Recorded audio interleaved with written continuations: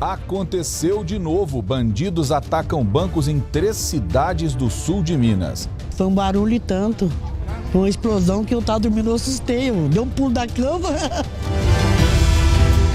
Insatisfeitos, sem reajuste salarial, funcionários de Três Corações protestaram pelas ruas da cidade. Caótica, salário baixo, nenhum benefício. Tem servidor dependendo de cesta básica para poder sobreviver, cesta doada pelo sindicato. E tem ainda o estádio do Mineirão, completa 52 anos hoje.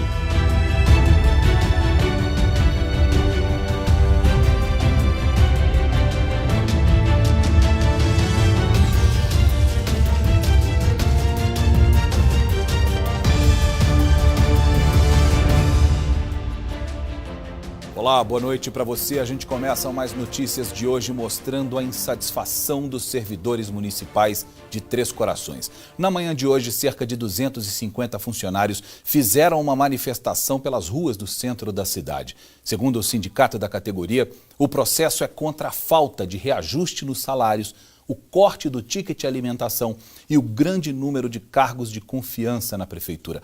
Todas as informações sobre esse protesto na reportagem de Lúcia Ribeiro. A concentração dos servidores municipais começou por volta de 10 horas da manhã na Avenida Castelo Branco, em frente ao prédio de uma universidade. Com faixas e cartazes, cerca de 250 funcionários concursados da Prefeitura de Três Corações saíram em passeata por ruas centrais. Todos insatisfeitos com a situação oferecida pela atual administração municipal. Caótica, salário baixo, nenhum benefício. Tem servidor dependendo de cesta básica para poder sobreviver, cesta doada pelo sindicato. Um dos principais motivos do protesto é que desde 2014 os salários não são reajustados. Esta reposição, inclusive, é garantida por lei e calculada com base no índice da inflação do ano anterior. Mas, segundo os manifestantes, isso não vem acontecendo. Vocês já estão há quanto tempo tentando negociar com a atual administração? Todo ano, 2014, 2015, 2016. E o que vocês escutam da administração? Que a crise que assola o país também afetou o nosso município. O corte do ticket alimentação também motivou o protesto. Os servidores alegam que estão sem o benefício desde outubro do ano passado. Outro motivo que levou à paralisação seria o número elevado de cargos comissionados e de confiança contratados pela gestão municipal. Entre os manifestantes, profissionais de diversas áreas protestavam com apitos, gritos e palavras de ordem.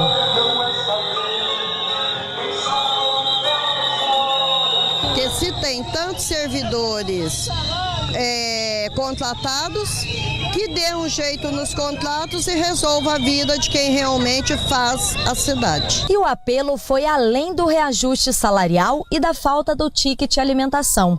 Conselheiras tutelares reivindicavam, inclusive, por melhores condições de trabalho, como a falta de material básico para o dia a dia. Não temos nem clipes, material básico não tem nem papel higiênico para usar. Então, assim, é um descaso total. Além dos servidores que estão na ativa, diversos aposentados da prefeitura também protestaram. A pessoa, quando se aposenta, é quando a pessoa mais gasta, porque tem medicamentos, a pessoa está mais de idade, com problemas de enfermidade, muitas das vezes da família também. No meu caso, por exemplo, eu tenho receita todo mês para comprar, remédio contínuo, e com esse salário defasado do jeito que está, não tem condição. E como que está fazendo para sobreviver? Só na misericórdia de Deus, porque do homem não pode estar podendo esperar nada. Durante a passeata que seguiu em direção à Praça Odilon Rezende Andrade, os manifestantes passaram pela Avenida Deputado Carlos Luz, onde ganharam apoio de moradores e até de comerciantes. Um deles, inclusive, aplaudiu e baixou as portas da loja. Dá apoio aos trabalhadores da prefeitura. Por Por causa deste protesto, os serviços funcionaram de forma parcial nesta terça-feira nas repartições públicas aqui em Três Corações, já que nem todos os servidores aderiram à manifestação.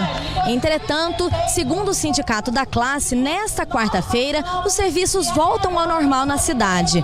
Mas, se a Prefeitura não tomar um posicionamento sobre o caso, uma nova manifestação já está marcada para acontecer. Eu quero a minha dignidade, o meu respeito como cidadão tricordiano e funcionário público. Do Sindicato dos Servidores Públicos Municipais de Três Corações. Grato pela sua atenção. Bom, por meio de nota, a Prefeitura de Três Corações informou que respeita o direito de manifestação dos servidores, mas ressalta que mesmo com a crise econômica e política também que afeta o país, os salários estão sendo pagos em dia. Ainda segundo a nota da Prefeitura de Três Corações, o ticket alimentação não está em vigor neste ano de 2017, mas existe um estudo para retomada, conforme uma proposta da atual administração. Além disso, a assessoria da Prefeitura informou também que nenhum servidor ganha menos que um salário mínimo e que até agora o órgão não recebeu nenhuma pauta de reivindicação. O problema não é restringir algumas coisas. Todas as prefeituras praticamente do país estão em dificuldade, todo mundo sabe disso. O problema é prometer e não cumprir. Isso faz com que a população e principalmente o servidor público fique da forma que a gente viu na reportagem.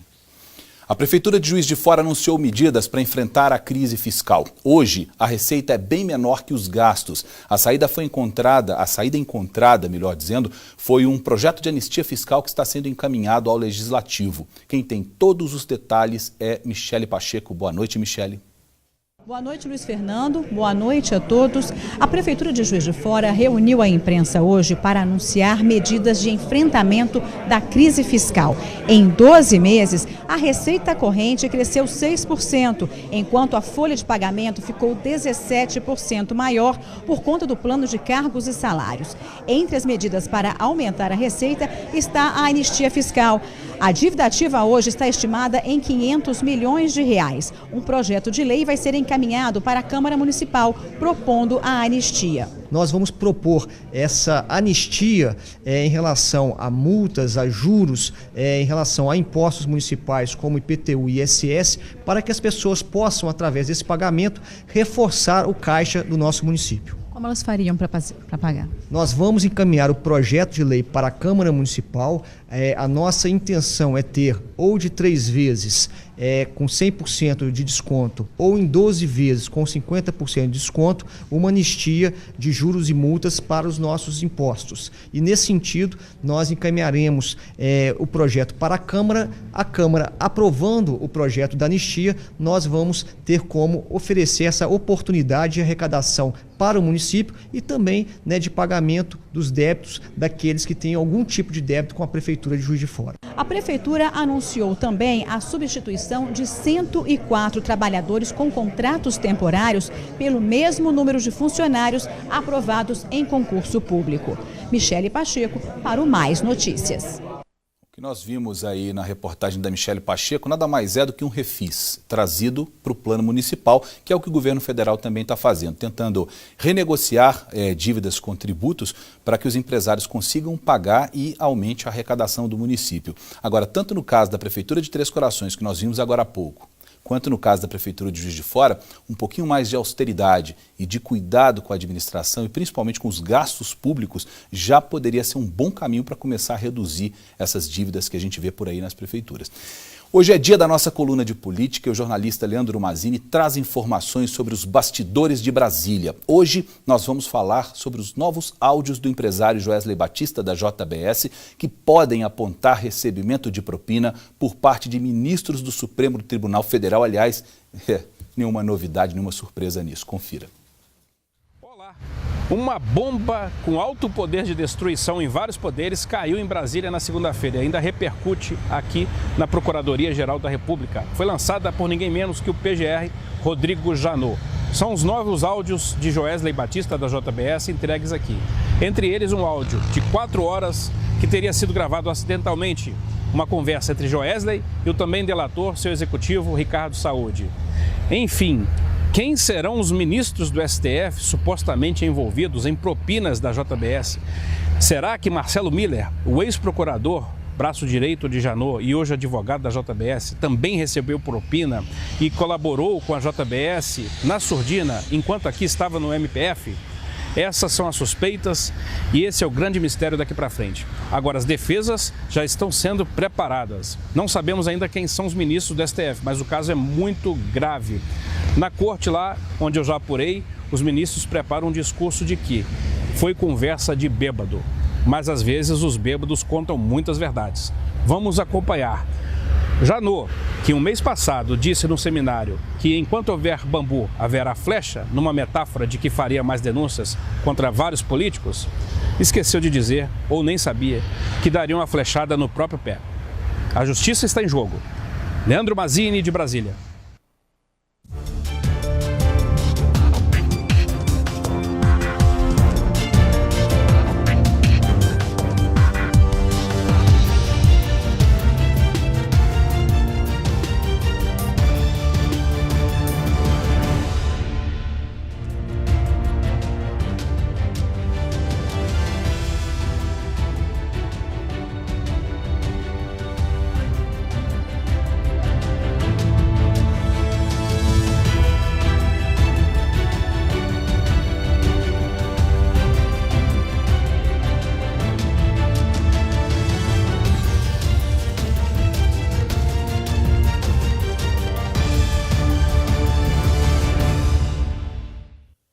Parece que os criminosos estão mesmo desafiando a polícia e o Estado. Na semana passada, nós mostramos aqui no Mais Notícias que bancos foram explodidos em Nepomuceno e Lambari, no sul de Minas. Nos últimos 4 meses, foram mais de 10 casos. Na madrugada de hoje, quadrilhas agiram em agências bancárias de outras 3 cidades no sul do estado. Em Itaiandu, o alvo foi o Bradesco. Em São Pedro da União, cidade de 5.000 habitantes, bandidos atacaram o Banco do Brasil. E em Campos Gerais, foram 2 agências. Vamos ver na reportagem do Matheus Monteiro. Uma madrugada de terror, como já tem se tornado comum no sul de Minas, moradores de Campos Gerais, São Pedro da União e Itaiandu tiveram que conviver com o medo durante a ação de criminosos que invadiram e explodiram agências bancárias das 3 cidades. Olha os cobrinhos no chão, pelo visto eles devem ter levado alguma coisa. Os notinhos de 2, só as de 2. E as de 100 eles levaram tudo. Em Campos Gerais, o alvo foi a Caixa Econômica Federal. Até de bairros mais afastados, foi possível ouvir barulho de tiros e explosões. Foi um barulho e tanto. Foi uma explosão que eu estava dormindo, eu assustei. Eu dei um pulo da cama. Uma outra agência que fica do outro lado da rua também foi invadida pelos ladrões. Foram pelo menos 10 homens envolvidos na ação criminosa. Só deu para escutar eles falando, vamos embora, vamos agilizar. Só isso que deu para escutar. Segundo a polícia, a ação dos bandidos foi muito rápida. Eles chegaram aqui, eram pelo menos 10, chegaram em 4 carros e fecharam todas as ruas próximas aqui das 2 agências. Eles vieram primeiro nesse banco aqui, onde tentaram arrombar um caixa eletrônico. No entanto, não conseguiram chegar até o compartimento onde ficam as notas. Depois vieram para essa outra aqui da Caixa Econômica Federal. Aí sim aconteceu o estrago, dá uma olhada lá. Eles colocaram explosivos em um caixa eletrônico apenas, saíram. Depois da explosão, voltaram para pegar o dinheiro. Ali na calçada, há algumas notas, também um pé de cabra no meio da rua e bem ali no meio-fio, um artefato que, segundo a polícia, é uma parte do explosivo usado aqui pelos criminosos. É até um tipo de explosivo que não é comum de se ver em ações desse tipo aqui na região. A polícia não soube informar que tipo de material explosivo havia dentro do artefato, confeccionado com metal e massa adesiva. O objeto foi recolhido para ser periciado. Enquanto os criminosos agiam aqui na agência, a Polícia Militar foi informada. E ao contrário de outros casos que nós já acompanhamos, os militares do plantão resolveram agir. Vieram até aqui, pararam a viatura lá na esquina de cima e os 2 policiais começaram a confrontar os bandidos. Houve uma intensa troca de tiros por aproximadamente 3 minutos. Os ladrões, então, talvez não imaginavam que poderiam ser surpreendidos dessa maneira, resolveram fugir.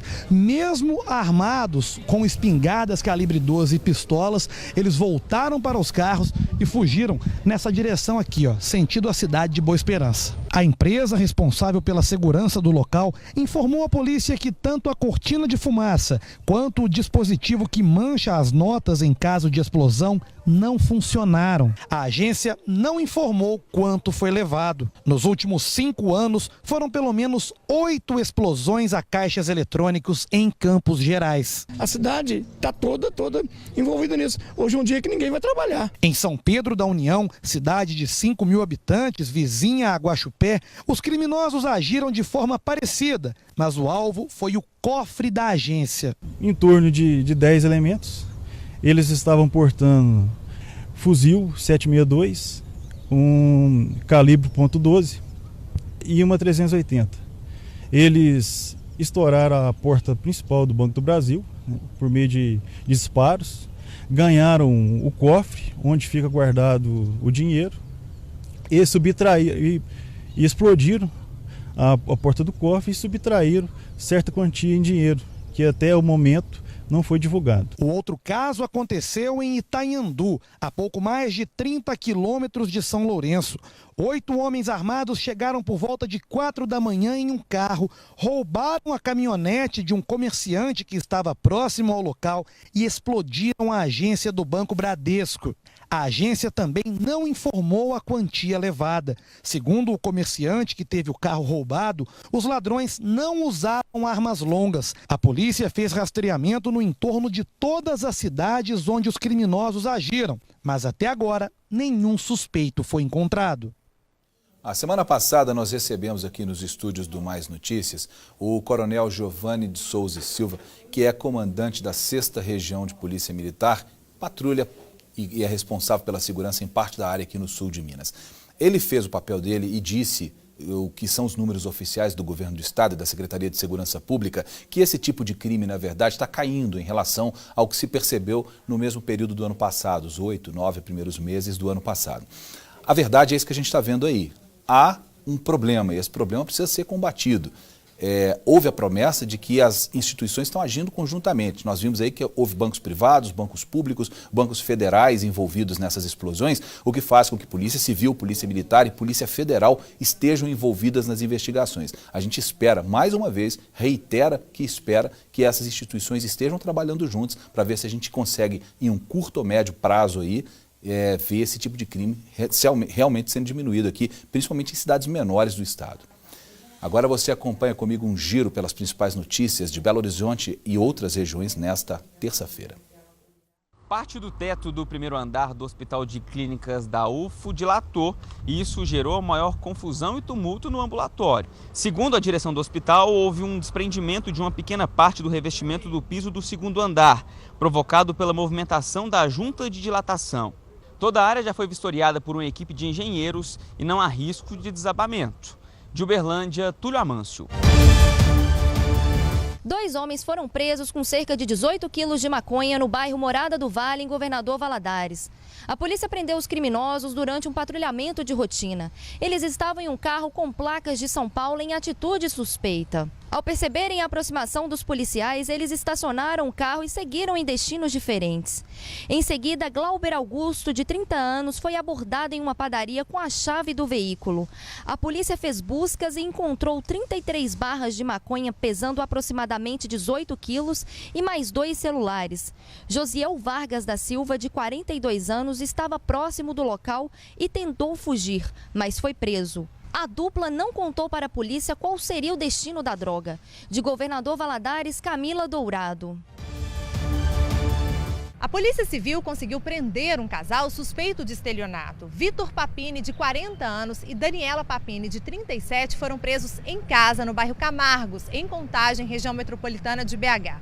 Os dois são suspeitos de aplicarem golpes em empresas que alugam e revendem rádios comunicadores. Eles alugavam esses rádios, faziam um boletim de ocorrência dizendo que esses rádios foram roubados e, em seguida, os revendiam, inclusive para outros estados. O esquema funcionava há pelo menos um ano e até o momento a polícia conseguiu identificar 5 empresas que foram vítimas do casal. De Belo Horizonte, Gisele Ramos.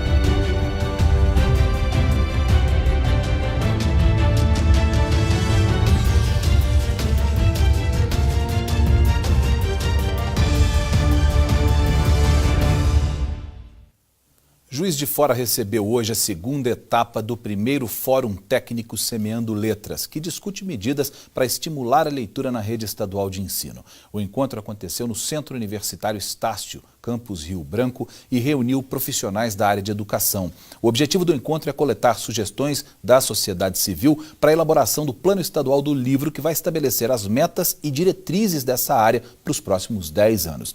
A terceira etapa do fórum acontece no dia 12 de setembro em Montes Claros. Vocês devem se lembrar que na semana passada foi aqui em Varginha. Ainda neste ano, o evento será realizado também em Governador Valadares, em Belo Horizonte, em Uberlândia e em Teófilo Otoni. Após os encontros, será elaborado um documento em formato de projeto de lei que vai ser encaminhado à Assembleia Legislativa de Minas para apreciação dos deputados.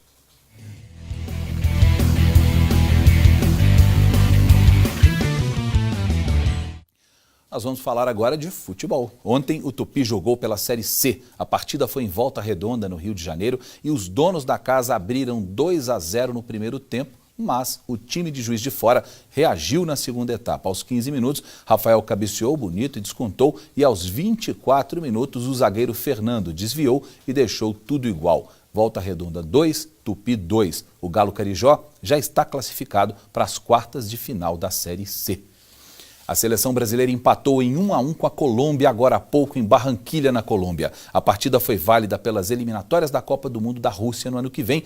Com o resultado, o Brasil, que já estava classificado para a próxima Copa, mantém a primeira posição com 37 pontos. Já a Colômbia mantém, por enquanto, a segunda colocação com 26 pontos. O próximo jogo do Brasil nas eliminatórias vai ser no próximo dia 5 de outubro contra a Bolívia.